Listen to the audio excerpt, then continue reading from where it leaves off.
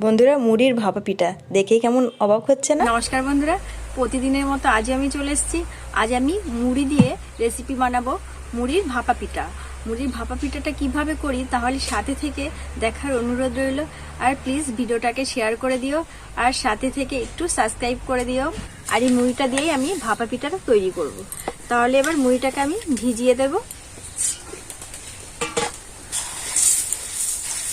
বাড়িতে অনেক ফেলে যায়, মুড়ি নষ্ট হয়, তখনই নষ্ট না করে এটা দিয়ে ভাপা পিঠে করে খেলে কিন্তু খুবই মজা লাগবে।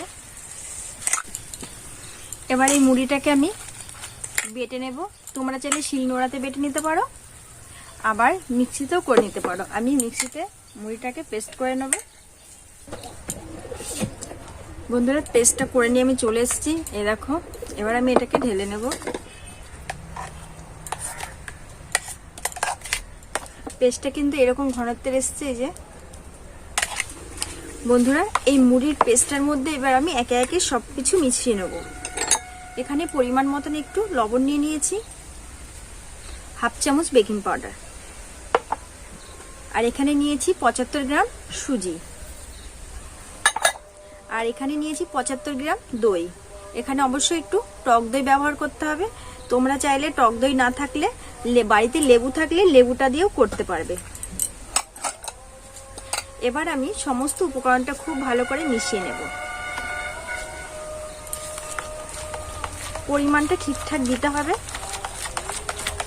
খুব ভালো করে এটাকে আমি মিশিয়ে নেব। দেব পরিমাণ মতন অল্প করে জল দিয়ে আরো ভালো করে আমি মিশিয়ে নেব। ফেটানোটা কিন্তু খুব ভালো করে ফেটাতে হবে। বন্ধুরা, এটাকে আমি 5 মিনিটের জন্য একটু রেস্টে রেখে দেব।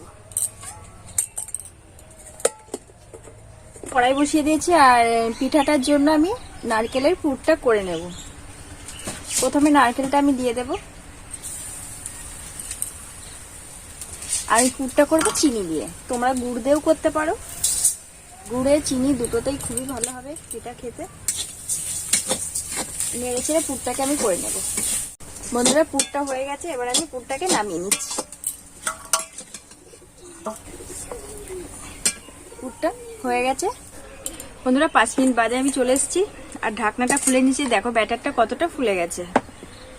এবার আমি এই বাটিগুলোর মধ্যে করব। প্রত্যেক বাটিতে আমি সামান্য করে একটু তেল দিয়ে দিয়েছি। প্রত্যেক বাটিতে আমি ব্যাটার দিয়ে দেব।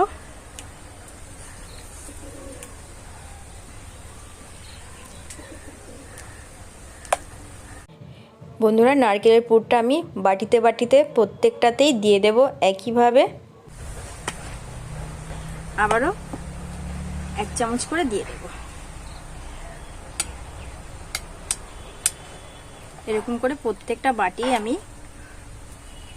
বন্ধুরা, এই দেখো জলে আমি একটা স্ট্যান্ড বসিয়ে দিয়েছি, আর এই থালাটা দিয়ে দেব, ফুটো ফুটো থালা। আর এবার বাটিগুলোকে আমি একে একে বসিয়ে দেব। একদম 2 মিনিটে হয়ে যাবে। বন্ধুরা, এবার আমি ঢাকনা খুলবো।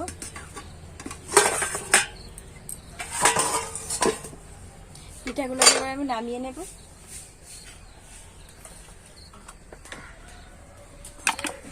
এই দেখো এরকম হয়েছে।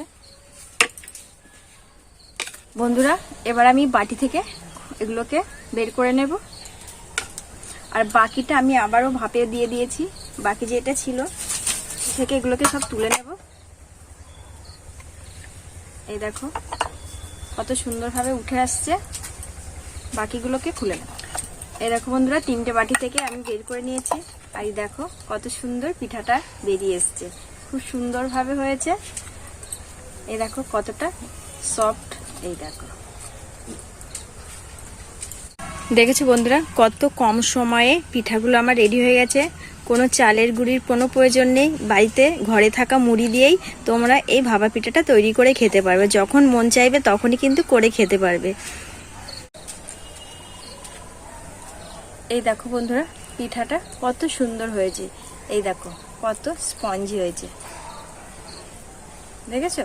তাহলে মুড়ি দিয়ে কত সুন্দর একটা ভাপা পিঠা তৈরি হয়ে গেছে। আশা করি আমার রেসিপিটা ভালো লাগবে। আজ আমি এখানেই রাখছি।